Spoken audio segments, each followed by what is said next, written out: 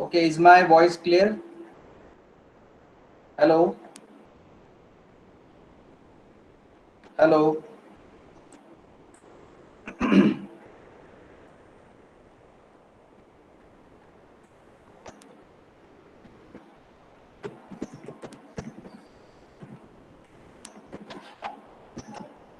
Hello?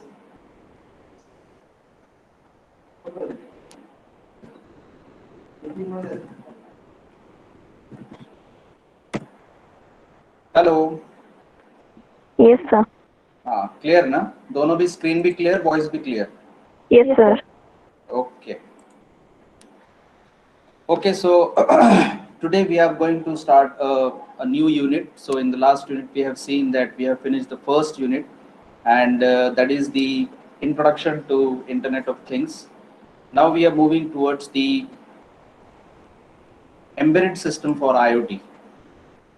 Like, what is the role of an embedded system in case of IoT? That what we are going to see in this chapter. So obviously, the number of microcontrollers, Cortex M series, are designed for the embedded systems, and the embedded systems can be used for IoT. So we'll also see what is the role of embedded systems in IoT. Let us first of all understand what is system. A system is an arrangement in which all its unit assemble work together according to the set of rules. So system is what? It's an arrangement of different units that are working together and using set of rules. That is what is called as system. Now what is embedded? Embedded means something that is attached to another thing. That is, you're attaching something with the other thing, and both the things are working together. Hence we could say to be as an embed. Now third one is an embedded system. An embedded system can be thought of as a computer hardware system having software embedded in it. So an hardware with software, any system that is using hardware with software embedded in it is called as an embedded system.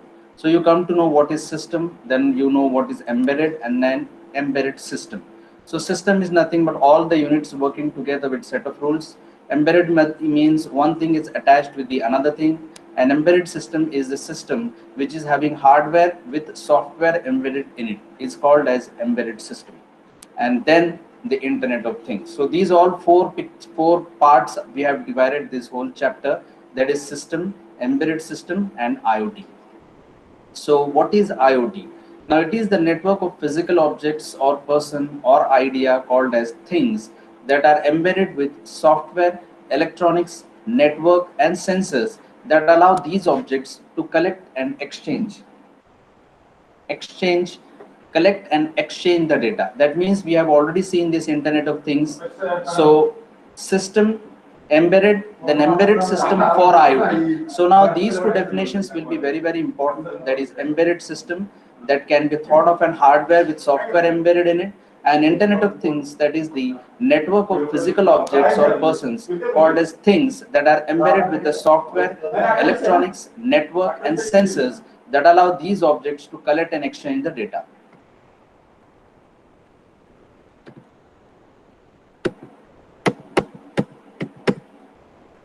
Just a moment, something issue is there.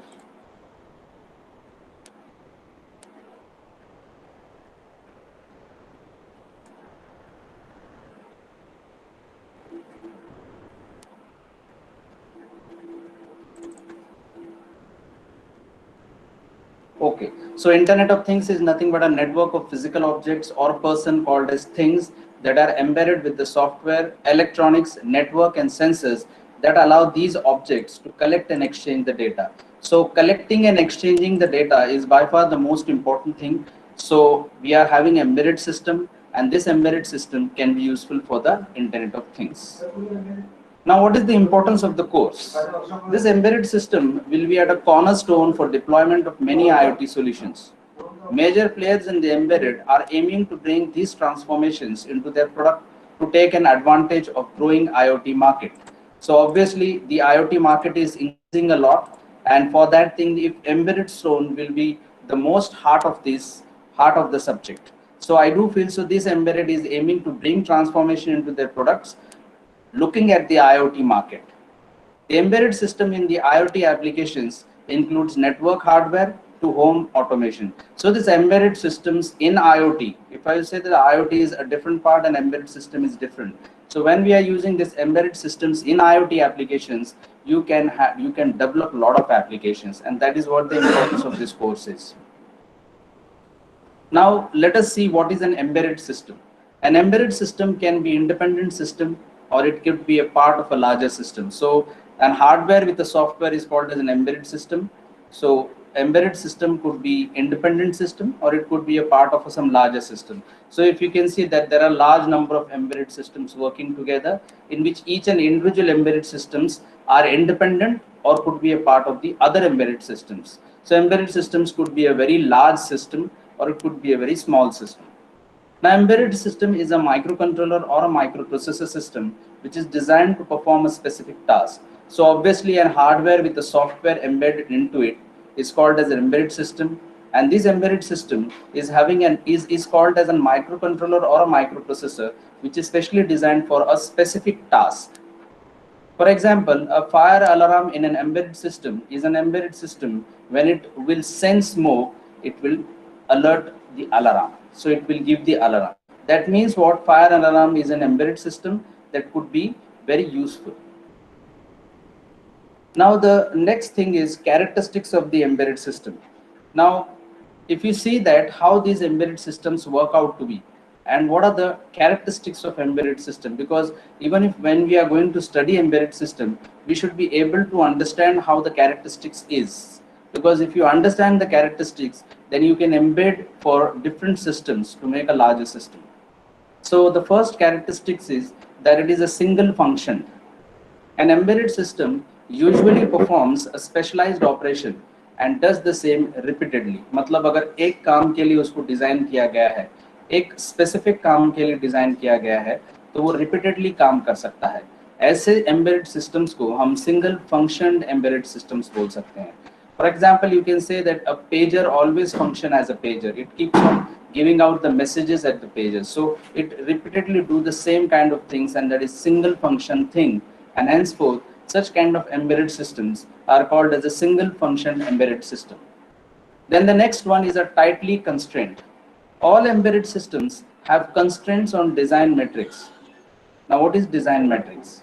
Design metrics is a measure of implementation features such as its cost, size, power, and performance. So whenever you're going to design an embedded system, you have to consider the constraints on design metrics. Because if design matrix is nothing but it is the implementation of features such as cost, size, power, and performance. So whenever you are going to design an embedded system, you must have the constraints on design matrix, because when we follow the design matrix, then you're going to accept and implement features such as cost, size, power, and performance.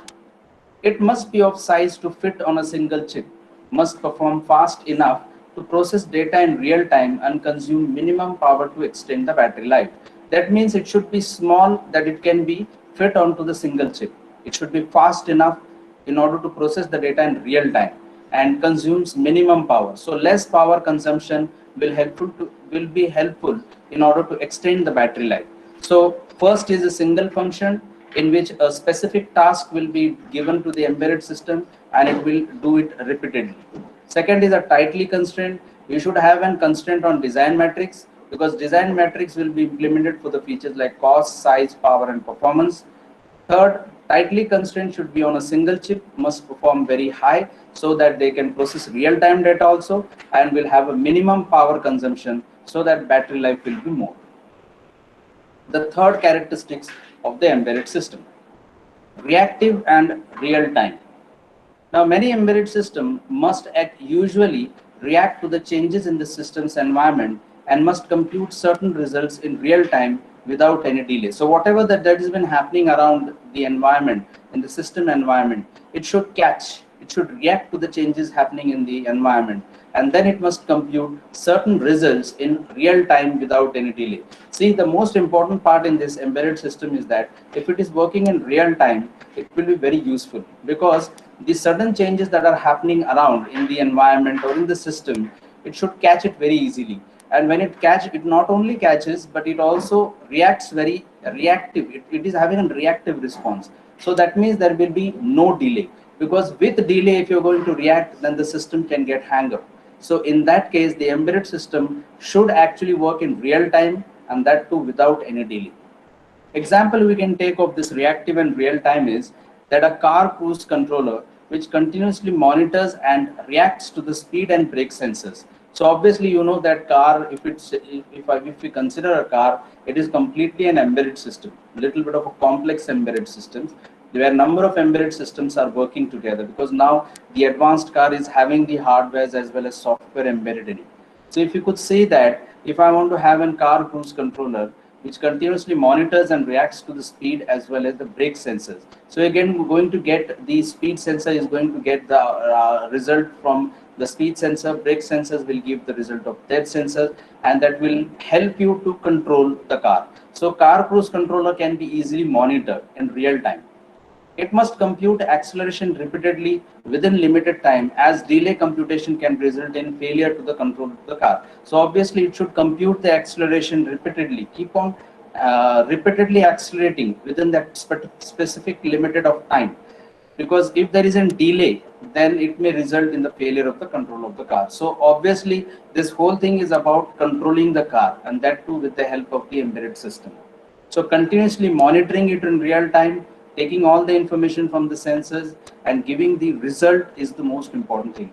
And if you find a delay in this real time systems, then it becomes difficult and the failure can happen in the control system.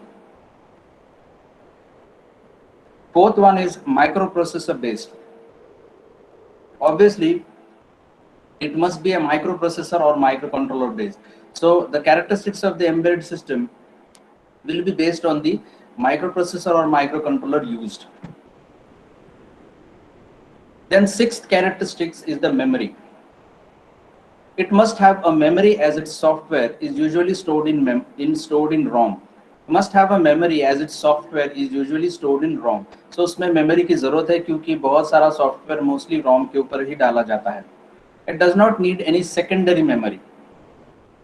Connected. It must have connected peripherals to connect input and output devices. So the embedded system should have the connections of the peripherals so that input and output devices can be connected through these peripherals. Then hardware and software system. Software is used for more feature and flexibility. Hardware is used for performance and security. Obviously, the software should have a lot of features and should be flexible. That is the most important part of software. And hardware, it should give the performance with the security. Now we'll move towards the basic structure of the embedded system. So up till now we have seen what is embedded system, how embedded systems can be useful for IoT. Then we have seen the characteristics of the embedded system. Now let us see the basic structure of the embedded system.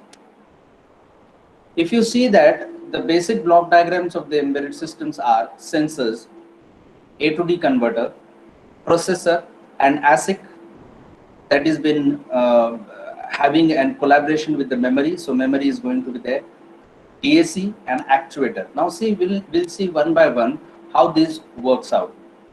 Now sensor actually converts any kind of one kind of physical quantity into the electrical signals.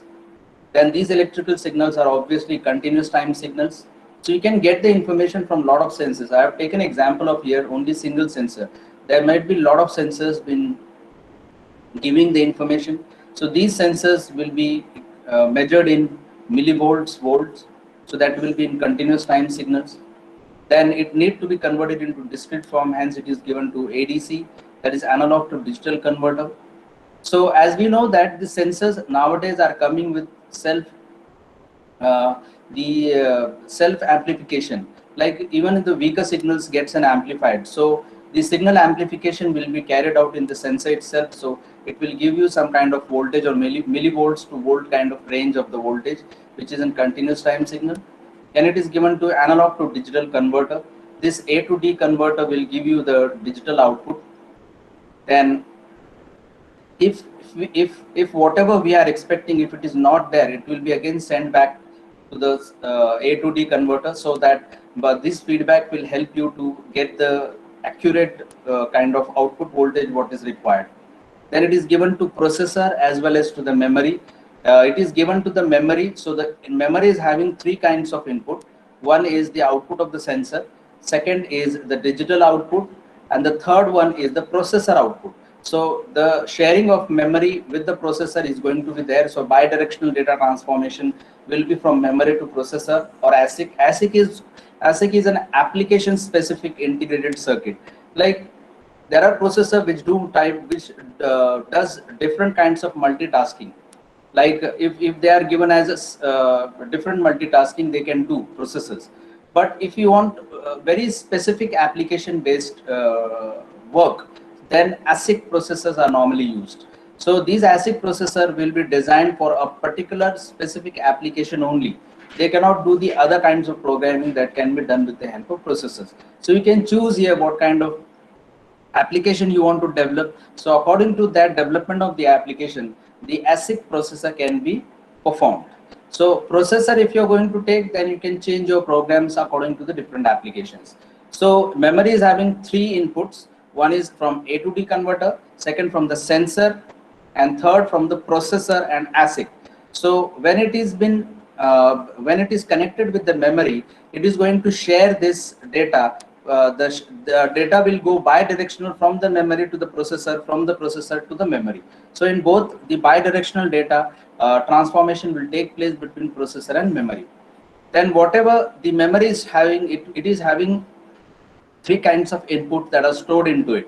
The first is the output of the sensor. So you know what is the output of the sensor. Second is its discrete value of that output of the sensor. And the third one is the processed output. So that means three outputs will be there to the memory. One is your discrete, another one is an analogous, and third one is a processed, that is with the help of processor. Then this output will be given, this output now it is in the digital form, which is in the discrete form. Now this digital output will be given to the DAC, that is for digital to analog converter. And this digital to analog converter will give you analog output, which will be given to the actuator. Now what is actuator doing here? Actuator is having an reference value stored in it. So what is going to actuator do is that actuator is going to compare the reference value with the output value that is been received, and according to that the output will be given in the end. So in this way, these all blocks will be working together.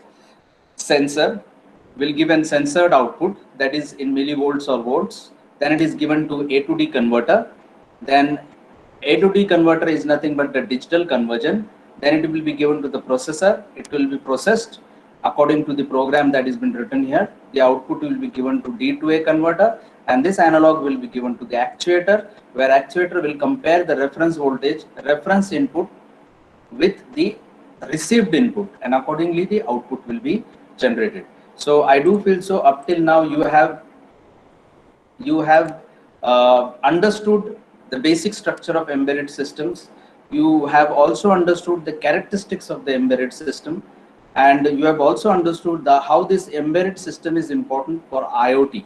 Because as we go on, we'll come to know that how these embedded systems can be used for the IoT.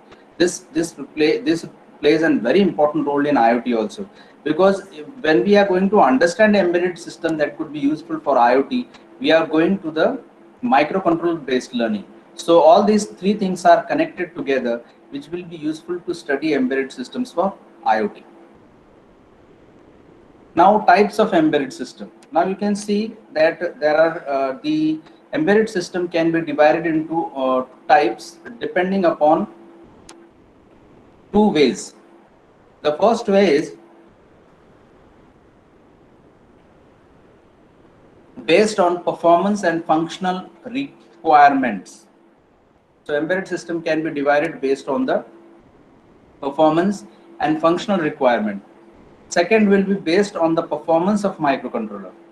So two types of embedded systems can be divided. First is based on the performance and functional requirements, and second is based on the microcontroller. So based on the performance and functional requirements, it is divided into real-time embedded systems, standalone embedded systems, networked embedded systems, and mobile embedded systems.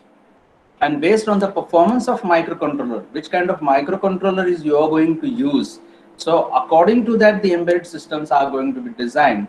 So they are divided into three types. One is a small scale embedded system, the other one is a medium scale embedded system, and the third one is sophisticated embedded system. So we'll see one by one. Now first is the stand-alone embedded systems. Now stand-alone embedded systems are very simple to understand. Standalone is a type of an embedded system, as the name suggests, does not require any kind of host system like computer or processor, as it works by itself and displays the data on the connected devices or make necessary changes on the devices. So standalone is an embedded system which is individually working. It is not connected to any other embedded systems, neither it is connected to any other processors. It is been stand alone, means it is doing everything itself for what it has been designed, and then whatever it's been doing, it displays the data on the connected device or make necessary changes on the device. Now second one is real-time embedded systems. When an output is required at a particular time, real-time embedded systems can be used. When a task has to be completed on time, or when there is a deadline for the project, this system comes as a savior of the time. So obviously in real time, you does not have to store somewhere, you does not have to process somewhere. Real time means all the processing is going on at the right time, at the exact time. So when a task has to be completed on a time, the real time embedded system becomes very, very important. Or even like I want to complete the whole task within this stipulated period of time, then only the next task can be calculated or it will function. Then this real-time embedded system will become very, very important. So we could say that it is a savior of a time. This is a very punch for the real-time embedded systems. They act as a savior on a time. So they can do a particular task in real-time base. So they can do the task on time, and whenever there is a deadline for the project, this system becomes very, very important. Then the third type is a network embedded system. When a program is running inside another device, a network is formed. This is called as network embedded system, where the running program is controlled by microprocessor or controller. It's very simple that when a program is running inside another device, so there is a device inside a device, and this forms a network. So the inner device is working, and then the outer device will work out. So the whole program will be controlled by the microprocessor or a controller, and such type of systems, embedded systems, are called as network embedded system. So a program running inside a device, a program running inside the another device is called as network. Then the fourth one is the mobile embedded systems.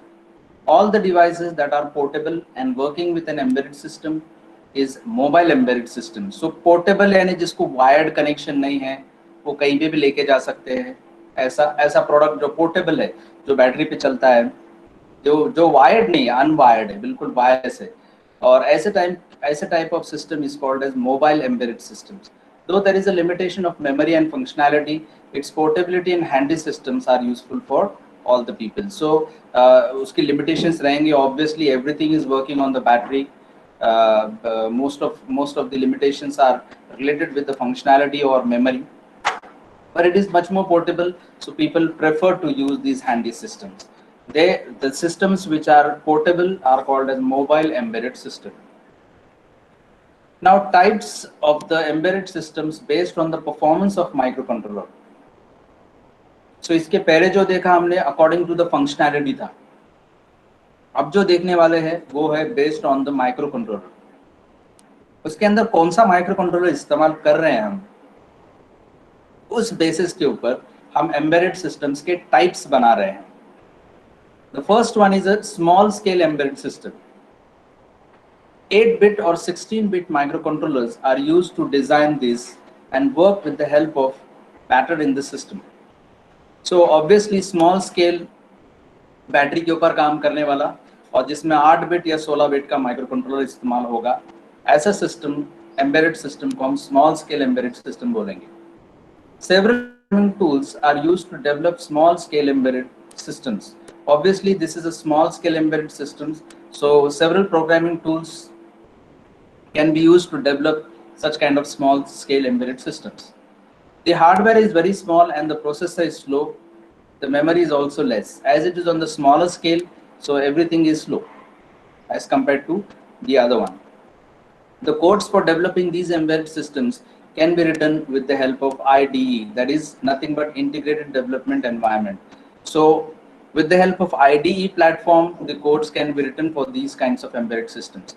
Remember, these are small scale embedded systems, so everything is limited, and the microcontrollers used are 8-bit or 16-bit, and according to the value of the microcontroller that is being used, they are mentioned as small scale embedded systems.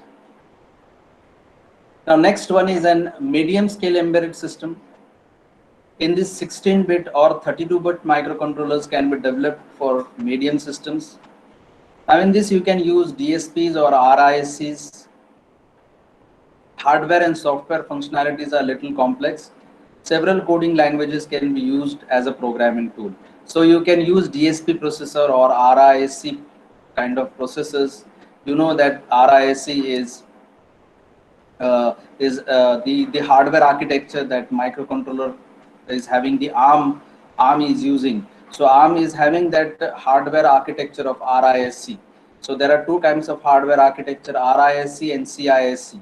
So you know that in most of the ARM are used with the RISC architectures, or it could be a combination of RISC or CISC architectures. So these kind of medium scale embedded systems actually uses DSP processors or the RISC or CISC kind of architecture. The hardware and software functionalities are complex, and several coding languages can be used as a programming tool. So obviously when you're going to use a better processor, in order in as in case of memory as well as speed, so you know that DSP is an high rate data rate application processor, where you can use a high data rate, you can develop an high data rate applications. So as far as data rate will increase the functionality and will increase as a in a complex. Then as a small scale system, an ID is required for the medium scale system also. So obviously ID के बगैर तो आप program लिख ही नहीं सकते हैं.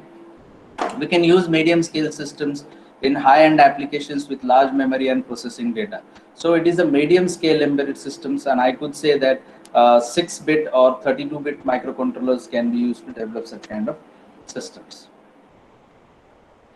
Now third one is a sophisticated embedded system. The most complex embedded system with all difficult complexities and hardware and software that makes a system useful for all is called as sophisticated embedded system. So obviously you can imagine lot of embedded systems working together, uh, like like lot of embedded system workings together in a larger embedded system. So that could make a large embedded system. So having an complex hardware and software which will make this system a sophisticated one. So imagine that few embedded systems in an one embedded systems are medium scale, and if imagine that there are a lot of embedded systems working together or independently or a part of a larger embedded systems are nothing but the sophisticated embedded systems. So these systems requires registers of huge memory, obviously scalable processors, so you can scale those processors, and IPs so that system can work well in any environment. So obviously this is going to be a huge canvas system, like where a lot of memories, a lot of processors, a lot of hardware, software is coming into the picture and working together to uh, give a little hard uh, give a huge output. I could say that they are all complex working together, complex hardware and software working together. Then they are used in a system with graphical screens, touchpads, and cutting edge of options, where software and hardware are equally needed for the performance. So where the software and hardware both will play equal important in designing any embedded system are called as sophisticated embedded systems. So they are huge or a part of a larger embedded systems, and make hardware, software with all the kinds of programming environment these systems can be designed. Now, the next will be the role of embedded system in IoT. Now you have understood what is embedded system, you know what is Internet of Things, you know IoT. You also know embedded systems. You are also knowing the characteristics of the embedded system. You have also seen the types of embedded systems according to the functionalities as well as according to the microprocessor or microcontroller used. So it is going to vary according to the applications. How complex the application is there. Based on that, you're going to choose the type of embedded system. Now we'll be coming to that part where the role of embedded systems should be clear in case of IoT. What is that role of embedded system that will be there in the IoT? So we'll focus on this thing. The area that are going to transform are RTOS, that is real-time operating system, microprocessors, and microcontrollers, followed by the memory footprint. So obviously memory will also come into the picture, networking, open source communities, and developers. So these all will come together. This area that is going to transform RTOS, microcontrollers, memory, networking, and the open source communities and the developers will come into the picture. Here the role of embedded system will appear in IoT.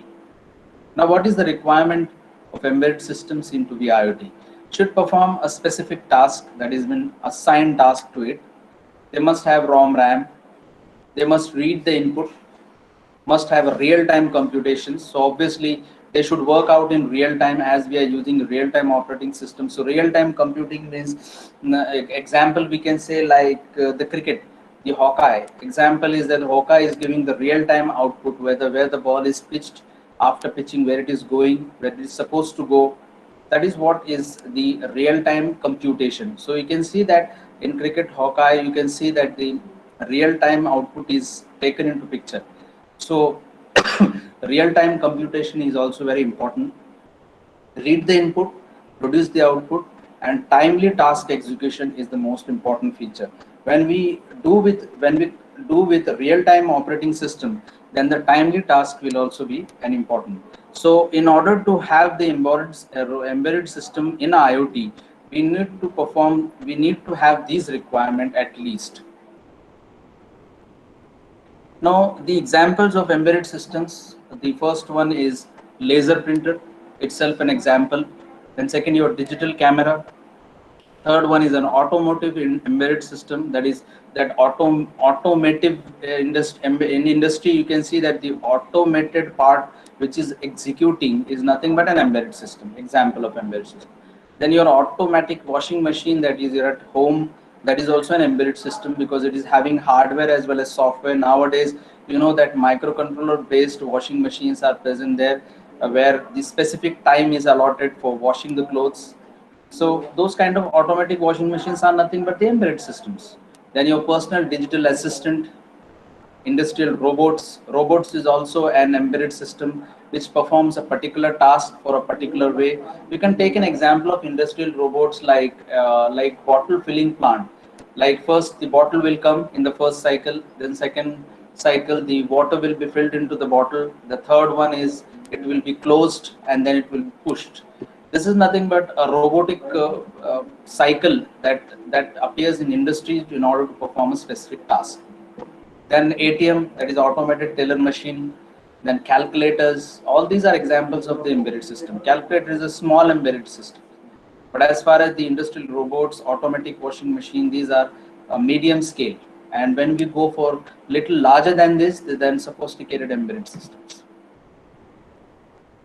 Then what are the advantages of the embedded systems? We should also come to know about this one, that it is able to cover a wide variety of environment, less likely to encode errors. This is very much important advantage of the uh, embedded system, that is less likely to encode the errors. Then embedded system simplified hardware, which reduces cost overall. So the more the simplification of the hardware, the lesser will be the cost. Then it offers an enhanced performance, and the embedded system is useful for mass production.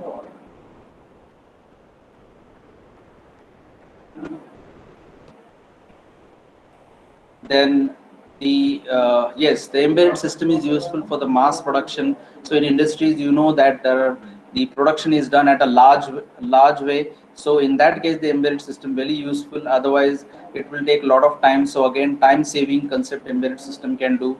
It is highly reliable, so you can depend on these embedded systems. It has a very few interconnections, so obviously the lesser the interconnections, lesser the complications. The embedded system is small in size. Obviously, it can be on a single system on chip. So it could be small in size. It has fast operations. It offers improved product quality. So as the accuracy increases, the efficiency increases, the quality will increase. The product quality will be good. It optimizes the use of system resources, and it has low power operation, so obviously low power consumption will be there. These are the advantages of the embedded systems. Then if there are advantages of the embedded systems, that means there are also disadvantages of the embedded system. Now what are the disadvantages of the embedded systems? First is, to develop an embedded system needs high development effort. Yes, obviously you cannot design an simple embedded system uh, uh, you cannot design it properly. You need a high development effort to go for any like simple or it may be complex embedded systems. The effort has to be there on the development platform. So if you're going to develop an embedded system, you need to put a very huge amount of effort, and that effort is nothing but the disadvantage. It's not a disadvantage. If you want to go it for a proper embedded system, you need to put an effort. So I could say that this is not an disadvantage, but yes, it could prove an advantage if you work on it. Then it needs a long time to market. Obviously, it is a long time process, so it requires a long time to settle into the market. Then embedded systems do a very specific task, so it can't be programmed to do different things. Obviously, you're going to design this embedded processor for a specific task, and if you want to again go for the another task to be performed, then the whole program has to be rewritten, or make hardware changes, make software changes accordingly. So obviously that is a very typical task, very tedious task to change all the hardware, software. So better is that like you're going to design an embedded system for a particular task only, and when that finishes, you go for the next task, design it differently. So that is what the disadvantage of the embedded systems are. Then embedded systems offer a very limited resources of memory for memory.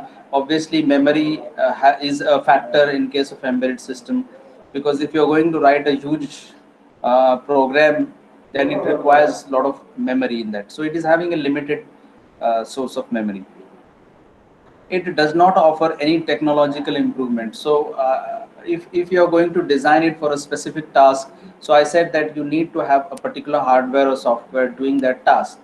So uh, if you want to make changes in that, it does not offer much more things, because you have designed for a particular task only.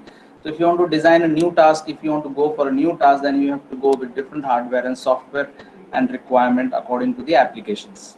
Then it is difficult to back up the embedded files. Yes, because as it is having a limited resource of memory, you cannot back up a lot of data of the embedded files. So this is how the embedded system is about. Again, I'll revise it for few minutes. So we have seen system, then we have seen embedded, then embedded system, Internet of Things. Then we know that embedded of this importance of this chapter. Instead of saying course, it's importance of the chapter we have seen. Then embedded system, it could be an independent system or could be a part of the larger system, and they have been designed to perform specific task only. And example is fire alarm could be an embedded system. Then the characteristics we have seen that single function is doing itself and repeatedly. In tightly constraint, we have seen that it has constraint on design metrics, like implementing the features such as cost, size, power, and performance, and it should fit on a single chip. So it could perform very fast as well as less consumed, so that battery life will be there. Then reactive and real time. So obviously, uh, for controlling purpose, it could react to the changes that is happening in the system environment, and there should not be certain. It should calculate in a certain real time way without any delay. Then memory, obviously, it does not have a secondary memory. usually stores on ROM.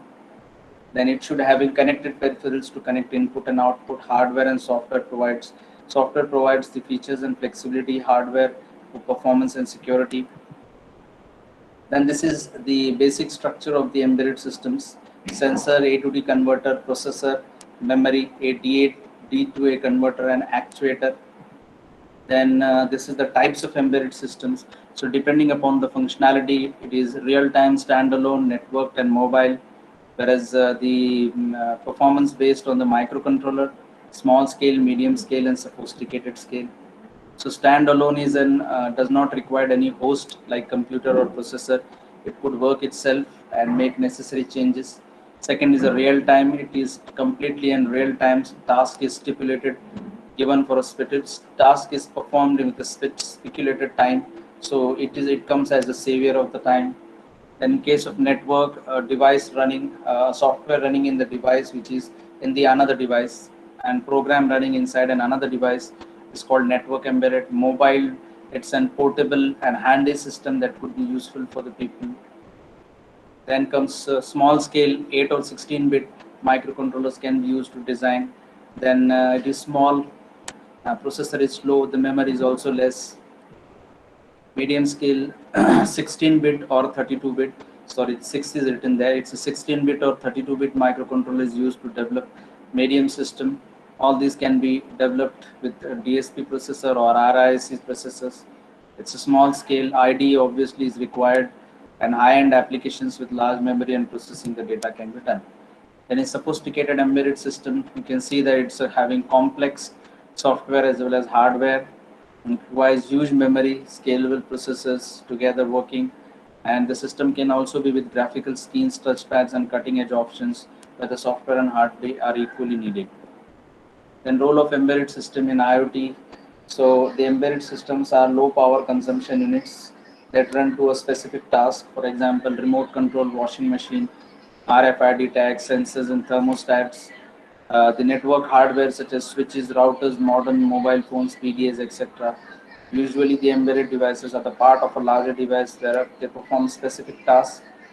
In automation, embedded systems are used as a wired or wireless networking to automate and control light, changing in the environment, climate change, monitoring, all these things.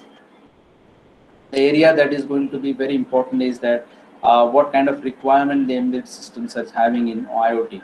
So they should perform specific tasks, must have RAM, ROM, must read input, real-time computation should be there, produce output, and timely task execution.